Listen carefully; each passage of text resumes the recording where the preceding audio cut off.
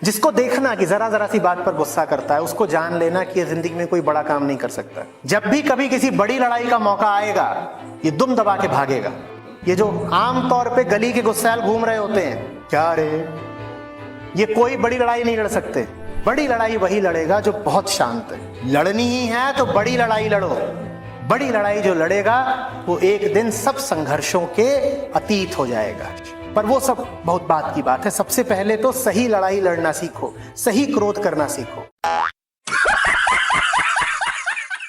जो भगवत गीता के नाम पे दुकान खोल के बैठा है, वो अगर पुनर्जन्म को निगेट करता है तो इसका मतलब कि वो सबसे बड़ा राक्षस है। एक बार गए तो गए, दोबारा नहीं आना होता। ये सब बातें छोड़ दो कि अगले जन्म में फिर इधर उधर कहीं पैदा हो जाओगे, पास के किसी शहर गांव में या कुछ और। कुछ नहीं, यही एक मौका है। जिस दिन पेड़ से टूटे तो टूटे। सुनो वृक्ष बन रहा है, अब के बिछड़े ना मिले दूर पड़ेंगे जाए।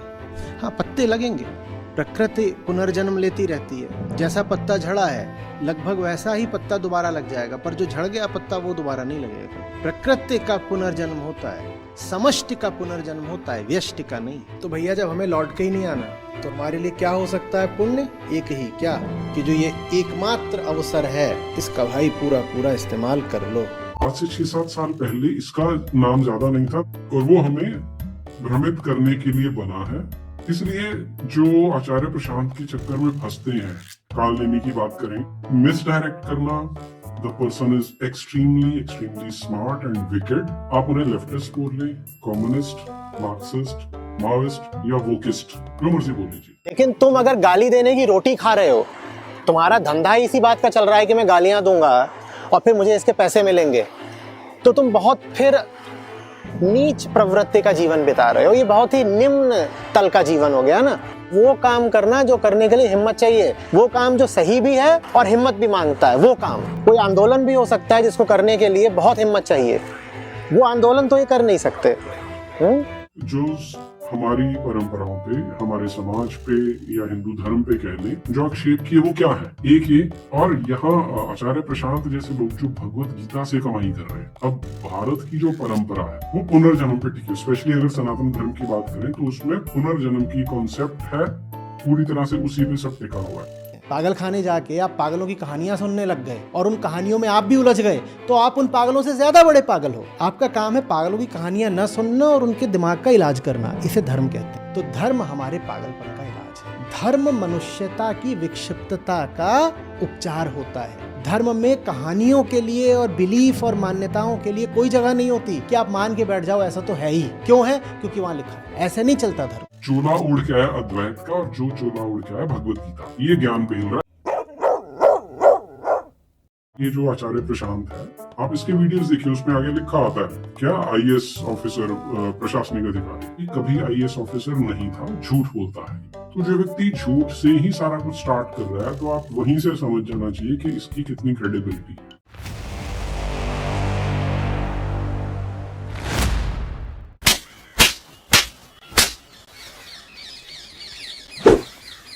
के नारी विरोधी है, टॉक्सिक मैस्कुलिनिटी, महिलाओं का शोषण, जातिवाद। कौन कहता है कि धर्म जाति सिखाता है? कौन कहता है कि जाति प्रथा का संबंध सनातन धर्म से, जाति प्रथा का संबंध भारतीय समाज से है? अद्वैत वेदांत आपको जाति सिखा रहा है क्या? कितनी बार मैं आपसे वज्र सूचिका उपनिषद का नाम लूं, कितनी बार मैं आपसे ऋभुगीता का नाम लूं? ये हमारे शीर्ष ग्रंथ हैं, उपनिषद। ये आपको बोल रहे हैं कि जाति से बड़ी मूर्खता दूसरी नहीं हो सकती। सनातन धर्म तो जाति विरोधी है। और हर चीज को रिड्यूस कर देना कि तुम्हारे कोई ऊंचे आदर्श कभी नहीं थे, तुम साले ब्राह्मण, ऐसे नैरेटिव बिल्ड किया है।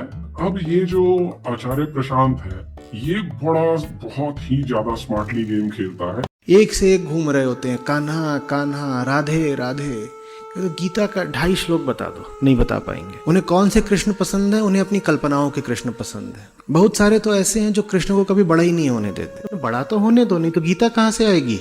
कह रहे नहीं, यही ठीक। राम भक्तों से पूछो राम किसके प्रतीक है, उन्हें नहीं पता। उनसे पूछो योग वाशिष्ठ का कुछ ज्ञान है, उन्हें नहीं पता, कुछ नहीं जानते। ऐसे ही थोड़े इस देश की दुर्दशा हुई है। यहाँ इतने देवी देवता, यहाँ इतने मंदिर, यहाँ इतने ग्रंथ, फिर भारत इतना पिछड़ा हुआ क्यों? और ये जो शो है रेना का, उसमें तो एक दूसरे की माँ को सामने से गाली देते हैं और कोई तो खुद अपनी माँ की मजाक कर रहा है। इसकी माँ की, उसकी माँ की, उसकी माँ की, ये सब करते रहते हैं। ये शो है। और ये शो करने के बाद ये भाई साहब बैठे हैं जो भारत को विश्वगुरु बनाने के लिए निकले हैं, ये उनके साथ चर्चा करने के लिए तैयार हैं। लेकिन ये व्यूज के चक्कर में इतना पागल है भाई साहब, किसी के भी साथ बैठ जाते हैं। समस्या क्या है, एक बेहतर बंदा बनने में कुछ बिगड़ जाएगा, थोड़े बेहतर हो जाओगे तो। ये सब जो आपको बताया जाता है ना कि वफा की कस्में और बेवफाई की दुहाइयां, यही आपको वो इंसान बनाए रखती हैं जो आप आज से 40 साल पहले थे। देख भाई, तू वही बंदा रहना जैसा हॉस्टल में था। सुनो जी, 7 जन्म तक मत बदलना।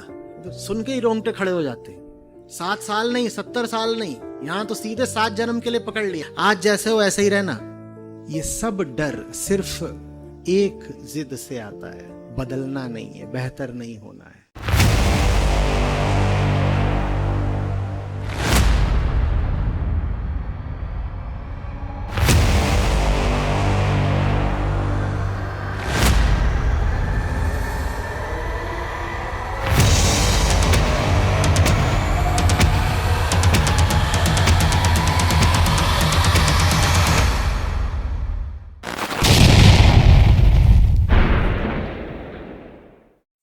नमस्कार दोस्तों, आपका बहुत बहुत स्वागत है श्री चोट चैनल में। आज का जो वीडियो होने वाला है वो एक तो आचार्य जी के नाम राशि हैं प्रशांत शर्मा, और दूसरे महानुभाव हैं नीरज अत्री। इनका भी एक कल परसों एक वीडियो आया है। आचार्य जी के क्योंकि हमेशा ही खिलाफ में होता है इनका, तो ज़्यादा कुछ नहीं कहना मुझे इनको। जो ये प्रशांत शर्मा है, इनका ये कहना है कि आचार्य प्रशांत जी जो पॉडकास्ट कर रहे हैं वो ऐसे लोगों के साथ कर रहे हैं जो बदतमीज हैं, गिरे हुए हैं, माँ बहन की गालियाँ देते हैं और बड़े ही गिरे हुए और निकृष्ट वीडियो बनाते हैं। तो उनके पास आचार्य प्रशांत को क्यों जाना, ऐसे लोगों की संगति क्यों करनी, वहां जाकर के आप क्यों पॉडकास्ट कर रहे हैं। तो मेरा प्रशांत जी आपको ये कहना है, जहां गंदगी होती है ना, सफाई वहीं की जाती है। जहां पे गंदगी होती है सफाई वहीं की जाती है। अभी तक और पॉडकास्ट किए हैं, उनके बारे में तुमने कोई टिप्पणी नहीं की, लेकिन यहाँ पे आके अभी जो ये वीडियो भी नहीं आया है और कोई क्लिप वैसे ही वायरल हो रखी है। हो सकता है ये कोई कारण हो वीडियो को आगे, ताकि ज्यादा से ज्यादा लोग देखें, तो एक छोटी सी क्लिप इसकी वायरल कर दें। और ये अच्छा भी है, ये तरीका भी अच्छा है। तो उस व्यक्ति का चेहरा देख करके जो कि पॉडकास्ट में है, आचार्य जी जिनके साथ हैं, आपने ये पहले से अंदाजा लगा लिया कि उनकी जो बातें हैं वो गाली गलौज से भरी ही होने वाली हैं।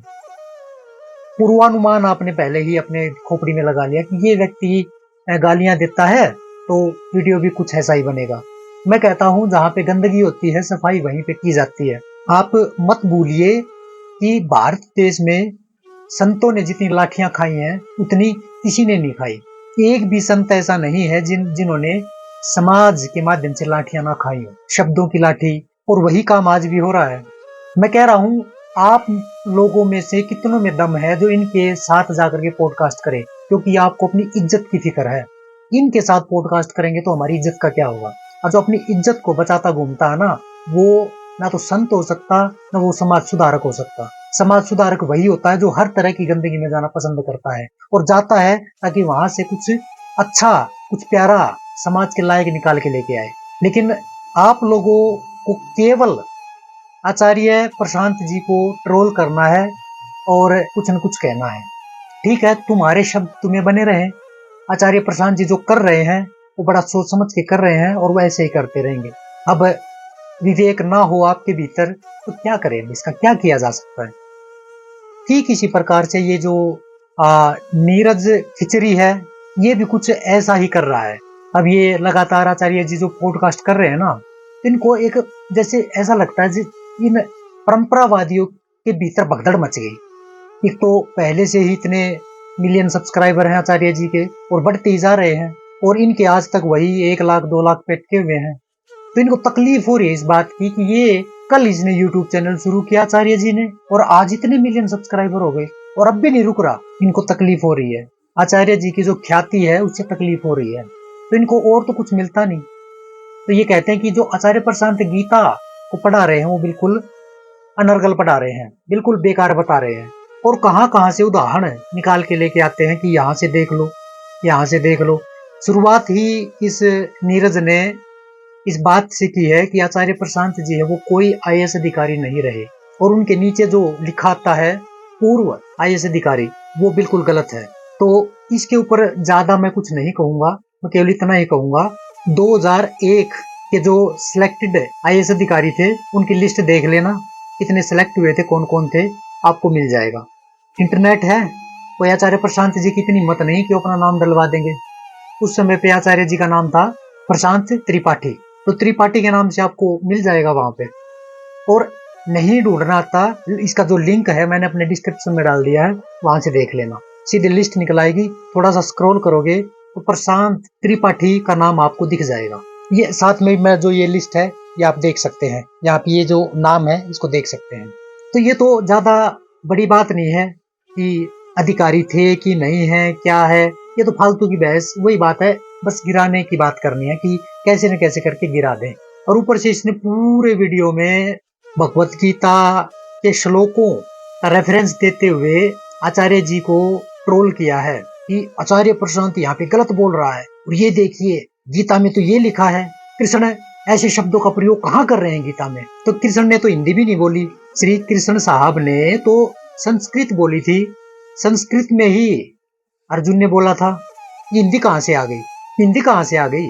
लेकिन इस हिंदी को उस संस्कृत से निकाल करके आपके अनुकूल बनाया गया है ताकि आप इसे समझ सके। ठीक इसी प्रकार से जब ये गीता प्रेस से गीता या अन्य सोर्सों से गीता की जो व्याख्या हुई है वो समय को देखते हुए हुई है कि जिस समय जो चल रहा है उस समय ये व्याख्या गीता की ठीक रहेगी, और उसी भाषा का प्रयोग किया गया है।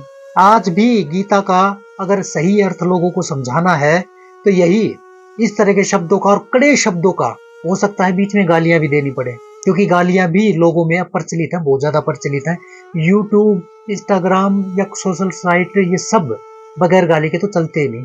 तो अध्यात्म को भी थोड़ा सा यहाँ पे खिसकना पड़ेगा, शब्दों में फेर बदल करना पड़ेगा। तो इसलिए इस तरह के शब्दों का प्रयोग आचार्य जी कर रहे हैं ताकि आम लोगों को, आम जन तक ये बातें आसानी से पहुंच सके। अगर क्लिष्ट हिंदी का प्रयोग किया जाए तो आधे लोग तो वैसे भी नहीं सुन पाएंगे, इसको समझ नहीं पाएंगे, और वो शब्द आचार्य जी बोल सकते हैं। इसलिए पूरा का पूरा चैनल ही आचार्य जी ने हिंदी के नाम कर रखा है। लेकिन फिर भी आप लोगों को तसल्ली नहीं होती।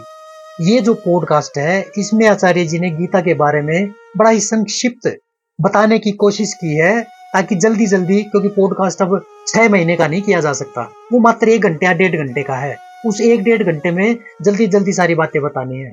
अगर ज्यादा ही कीड़ा गुदगुदा रहा है कहीं पे तो आचार्य प्रशांत जी की ऐप है, रिकॉर्डेड सेशन है, वहां पे जाइए, और भगवत गीता चल रही है, एक एक श्लोक पे 1.5 2 घंटे बोला है आचार्य जी ने। वहां पे जाइए और सुनिए कि अर्जुन उवाच क्या है, धृतराष्ट्र उवाच क्या है, इन्होंने क्या पूछा है, क्या मर्म है बातों के पीछे, क्या साइकोलॉजी है इन बातों के पीछे, युद्ध माने क्या, कृष्ण माने क्या, अर्जुन माने क्या, दुर्योधन कौन, जो इनका सांकेतिक अर्थ है वो भी समझ में आएगा। लेकिन वही बात ना, छोटी बात निकाल के उसको ट्रोल करना है। क्या बताया तुमने अपनी वीडियोज में, वर्णशंकर, सबसे बड़े वर्णशंकर तो तुम हो, और ऐसे ही गुरुओं को तुमने पकड़ रखा है जो कि वर्णशंकर है पहले से ही। अगर वर्णशंकरों की तुम सुनोगे तो तुम भी वर्णशंकर हो ही जाओगे, हो ही। जो ये तुम बात कर रहे हो ये सारी की सारी बातें अर्जुन की तरफ से हैं, और अर्जुन कोई बहुत बड़ा धार्मिक व्यक्ति नहीं है, वो जुआ खेलता है। उसका बड़ा भाई अपनी स्त्री को दांव पे लगाता है जुए में, और वो बिल्कुल भी पीछे नहीं देखता ये स्त्री धर्म का पालन है या नहीं है। तो पांडव भी इतने ज्यादा धार्मिक नहीं है, लेकिन चूंकि दुर्योधन ज्यादा अधार्मिक है और उनके विपक्ष में खड़े हैं पांडव, तो पांडव का ही साथ देना ज्यादा उचित रहेगा। इसलिए श्री कृष्ण ने आज तक गीता नहीं बोली, लेकिन खास परिस्थिति प्रकट हुई तो गीता बोलनी पड़ी, और मात्र इस बात के लिए ताकि अर्जुन युद्ध कर सके।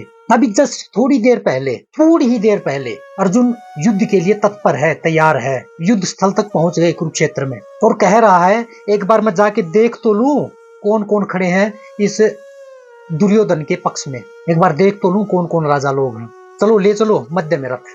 जब लेके चलते हैं तो वहां पे ख्याल आता है कि ये तो मेरे अपने हैं। वो डर गया वो युद्ध से भागना चाहता है अब, लेकिन भागने की कोई दिशा बची नहीं।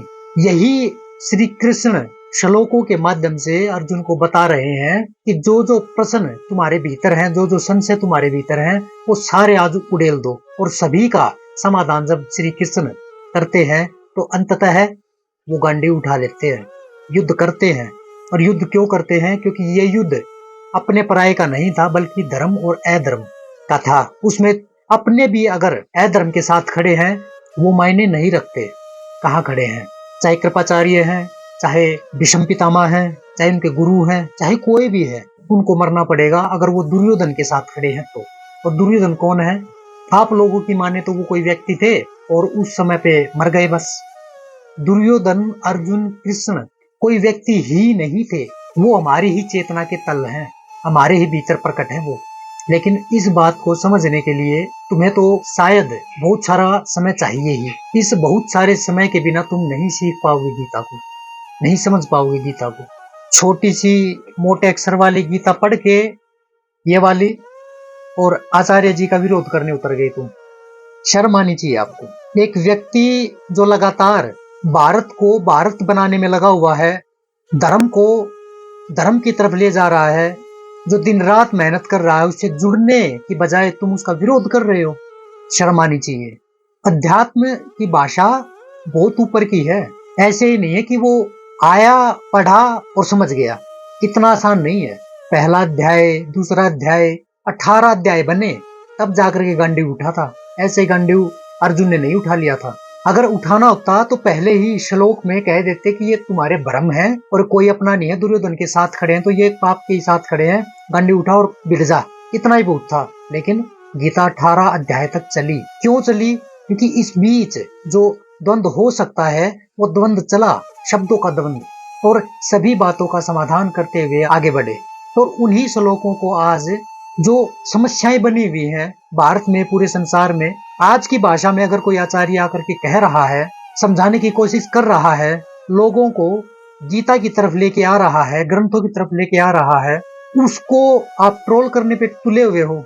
मेरे पास अगर ये सारी पुस्तकें अगर आई है ना, अगर ये सारी पुस्तकें आई हैं, और भी काफी सारी रखी है यहाँ पे, अगर ये सारी पुस्तकें आई हैं तो इनके पीछे मात्र एक ही व्यक्ति है, आचार्य प्रशांत। मेरे भीतर जितने संशय हो सकते हैं गीता को लेकर के, उपनिषदों को लेकर के, कृष्ण को लेकर के, वो सभी के सभी अगर किसी ने उनके बारे में बताया है तो वो आचार्य प्रशांत जी हैं। और मैं आचार्य जी से भी संतुष्ट नहीं हुआ। इसलिए नहीं हुआ क्योंकि क्या पता ये बात ही हो। तब मैं ये बुक लेके आया, इनमें पढ़ा, फिर आचार्य जी को सुना, फिर पढ़ा, फिर सुना, तब जाकर के बात समझ में आई कि ये बात वही है जो आचार्य जी कह रहे हैं। कोई इनसे कोई अलग बात नहीं है, बस शब्द थोड़े से बदल गए क्योंकि समाज बदल गया। उस बदलते समाज के अनुसार ये भाषा सही है। आप लोगों को सिर्फ ट्रोल करना है, ट्रोल करके अपनी रोजी रोटी कमानी है, पैसा आता रहे, ट्रोल करते रहेंगे और नीचे कमेंट भी ऐसे लोगों के हैं आपके। लो, मजा लो, जो लेना है। आचार्य जी जो अपना काम कर रहे हैं वो करेंगे, आप लोगों को जो अपना काम करना आप करते रहें, मेरे जैसों को जो अपना काम करना वो अपना काम करते रहेंगे। हाँ, इतना जरूर है, आप लोग जो कर रहे हो वो गीता का अपमान ही है। आपको जुड़ना चाहिए साथ, और आप एक कमरे में बैठ करके उनको ट्रोल करने पे लगे हुए हो। आपका वीडियो देखा, बहुत सारी गालियां भीतर अटकी हुई थी कि मैं दे डालूं, लेकिन बाद में समझ में आया कि गालियां देने से क्या होगा, तुम कोई सुधर थोड़ी जाओगे। गालियां तो तुम्हें और विपरीत कर देंगी। ये देखिए, तुम्हें विरोध करना है हर एक चीज को लेकर के, वामपंथी, लेफ्टिस्ट, ये वो और पता नहीं क्या क्या, जितने आरोप प्रत्यारोप लगाए जा सकते हैं सब तुम लगा रहे हो। लगा लो, क्या होगा इससे? कुछ नहीं होने वाला, होगा भी कुछ नहीं। बस ये है कि 1 लाख 2 लाख आपके सब्सक्राइबर हैं, इनको मूर्ख बना लोगे, गीता से दूर इनको ले जाओगे, इससे ज्यादा तो कुछ कर नहीं पाओगे। अगर ज्यादा ही अंगों में बिजली दौड़ रही है तो पूरी की पूरी भगवत गीता क्यों नहीं पढ़ाते, वेदांत उनके बारे में क्यों नहीं बताते? इतना बड़ा संत समाज है भारत का, उसके बारे में क्यों नहीं बताते? नहीं बताते क्योंकि खुद नहीं पता, और खुद नहीं पता तो छोटी छोटी बातें निकाल करके ट्रोल करना, एक बोलते ना बैक बाइटिंग करना, हाँ वो आता है। चुगली करना, पीछे सामने कुछ नहीं बोलना लेकिन पीछे कहीं कोने में जा करके उसके बारे में अनर्गल फालतू की बातें बोलना, हाँ ये काम जरूर आता है और वही कर रहे हो। अगर किसी को समझना है तो ये छोटे छोटे वीडियो क्यों निकाल रहे हो? जब आचार्य प्रशांत जी के ऐप पर सारी चीजें हैं, पहले उनको सुन तो लो। क्या उनमें यही व्याख्या है? जो भगवत गीता के श्लोक हैं, क्या उनमें वही व्याख्या कर रखी है जो आपने सुनी है? एक बार सुन लो जा करके। एक एक श्लोक पे 1.5, 2, 3 घंटे तक बोल रखा है, एक बार सुन तो लो। लेकिन नहीं सुनोगे। क्यों नहीं सुनोगे? क्योंकि अहंकार आड़े आ रहा है। ठीक है, तुम अपने अहंकार को पास रखिए और आचार्य जी जो अपना काम कर रहे हैं वो अपना करते रहेंगे। तुम भी करते रहो, मैं भी करता रहूंगा, आचार्य जी भी कर रहे हैं। ठीक। जय हिंद, जय भारत, वंदे मातरम।